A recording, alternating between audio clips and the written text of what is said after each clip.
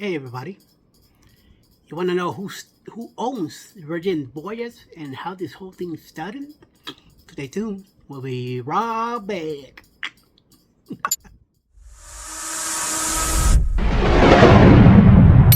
Hey everybody, welcome to Cruise Chatter. Eddie Lucas Studios here, and we're gonna talk about Virgin. Not that Virgin Voyages cruise line. So, I will tell you the English business magnate, Mr. Sir Richard Branson, is the famous founder of the cruise line, but he didn't do it alone.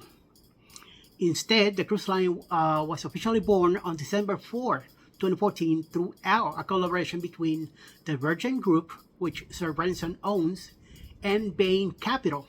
Ownership of Virgin Voyages still falls under the Virgin Group and the Bain Capital today. The idea to add a cruise line to the Virgin Group, which also owns the Virgin Atlantic airline and a total of 8 Virgin hotels between the UK and the US, was first conceived in 2011.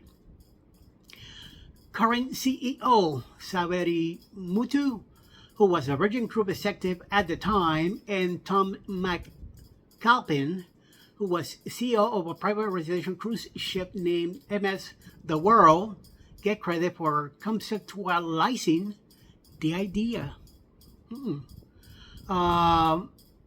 Saveri Mutu then brought Bain Capital into the fold, who helped conduct market research to prove that there would be space on the world oceans for an adult-only cruising experience.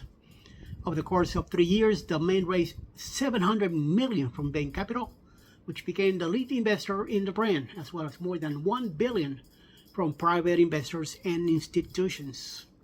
Holy mama, holy mama.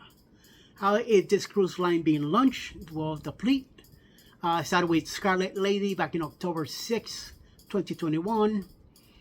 Guest capacity of 27 plus, then followed by the Valiant Lady, March 18, 2022, with a capacity of the same amount of 20 plus 2,700. Resilient Lady, May 14, 2023. And then Brilliant Lady, September 5th, 2025. And on June 23rd, 2015, Virgin Voyages announced that it had signed an agreement with the popular Italian shipyard Fincantieri to construct its first 3 lady ships. Fincantieri is commented as the largest shipbuilder in Europe. The plan was to deliver 3 ships back to back, all of which would be 110,000 gross tons with a capacity of around 2,800 passengers plus 1150 to 1160 crew members per ship. The mid-sized ships were initially expected to launch in 2020, 2021, and 2022.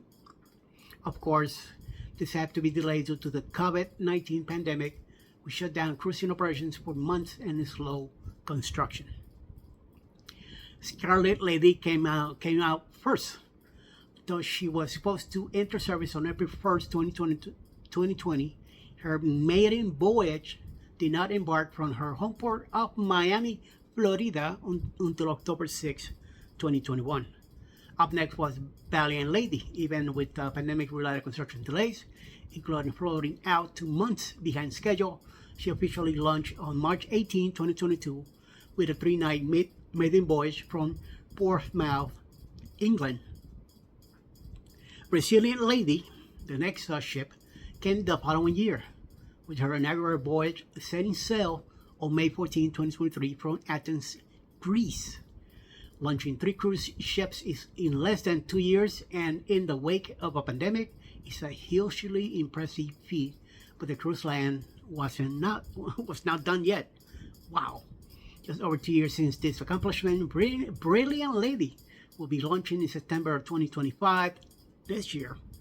The 4th sister ship to join the fleet will be embarking on a 5-night mermaiden voyage from New York to King's Wharf, Bermuda, Yaman, on September 5th, 2025.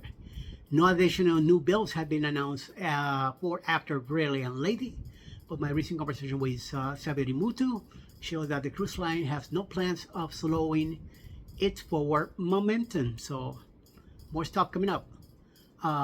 Sir Richard Branson remains involved in guiding the cruise line as its owner and founder.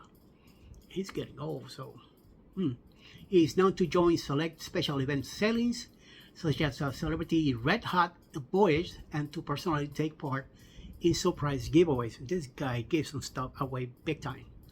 The most noticeable change within Virgin Voyages leadership structure has filled the role of CEO and president. Tom McAlpin first filled the role and was appointed when the cruise line was first established in 2014. He stepped down from the head of the company in 2023, but is still involved as the current chairman. The CEO role went to Saveri Mutu, who had previously acted as chief commercial officer from the Virgin Group and is as president and chief experience officer, so a CEO. Wow, this thing is getting pretty busy. A major factor behind the Virgin's success, which is I spoke about at length with Saveri Mutu, not me, the person that did the interview here, is that the cruise line will only ever be an adult-only brand. This means guests must be above 18 years old to sail. Otherwise, forget about it. Virgin Voyages offers this adult-only cruising experiences at a more affordable price point than other luxury adult-only brands, with mostly inclusive sailings averaging at $250 to $300 per night. Because kids are never and will never be allowed on board, the cruise line was also able to craft an experience especially for adults in ways that other major brands like Royal Caribbean and Carnival Cruise Lines can't. Wow. For example, balcony cabins feature their own hammocks for relaxing, which wouldn't be safe with kids around. Spaces that might normally be used for family-friendly entertainment have also been dedicated to cultivating the ultimate culinary experiences for more mature palates. Instead of using traditional buffet, the eateries on Virgin ships are a bit more intimate and have their own dedicated kitchens. Wow, everything is made to order by teams led by Michelin-starred chefs, which ensures quality and lessen food waste. The vibe is also a lot more casual, with no strict dress codes and no set dining times, so guests can relax, party, and eat at their own leisure. Yaman! I think Scotty J will love this. For guests looking to stay active, there are, of course, a variety of options from theme parties for dancing to a variety of included group fitness classes. Wow. Exactamundo. Determining the exact net worth of the brand is difficult because it's a private company, but estimates from 2023 suggested it's around 3.8 billion at the time, and I wouldn't be surprised if the number has grown. Probably so. Virgin Voyages has a robust sales presence in the US and Europe, including throughout Spain, Portugal, Ireland, Belgium, Luxembourg, Denmark, Sweden, Norway, and the Netherlands, baby.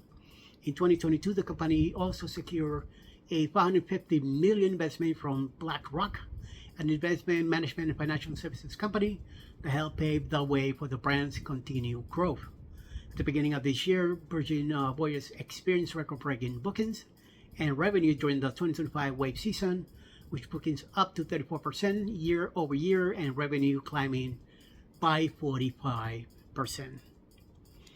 Well, something to look at if you want an adult-only cruise. Look out to Virgin and see what happens. You got any comments about it? Leave them below. So this is Cruise News with Eddie Lucas Studios coming at you. Enjoy your day, and I'll talk to you soon.